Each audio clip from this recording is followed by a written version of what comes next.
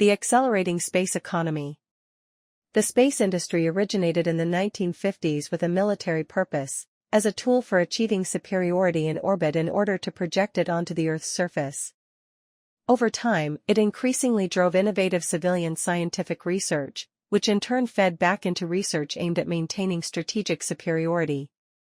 Funding for this economic sector has always been, and still is, primarily provided by the state, since an extraterrestrial space economy has not yet, so far, achieved the autonomy required for a fully private capital cycle, yet it is increasingly demonstrating its ability to generate, through spillovers and cross-fertilization, technological and service innovations with growing economic value, which eventually offset, albeit with delayed timing, the public investments that sustain it. In the geoeconomic models used within my research group, Stratomatica, the reference space is no longer limited to the terrestrial domain or to orbital space alone, but expands far beyond, encompassing the entire solar system.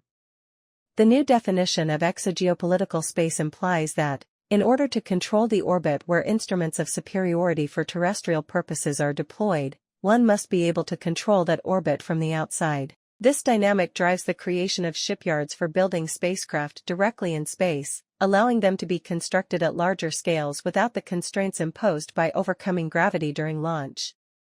The United States Artemis program anticipates this strategy, both on the lunar surface and in lunar orbit, with Italy playing a significant role.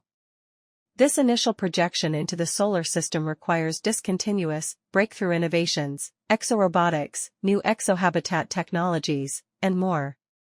From an economic analysis standpoint, the challenge lies in the fact that the development time of an investment and the time required for its return are too long to effectively attract private investment capital. However, the acceleration of new exoprograms, particularly military ones, tends to generate innovations that reach market profitability on much shorter timescales. Consider, for example, a field hospital on the Moon, and count how many innovative robotic medical surgical technologies such a project would require. The research being conducted today will generate these innovations within financially compatible timeframes, provided that the publicly funded program for permanent residence on the Moon is confirmed.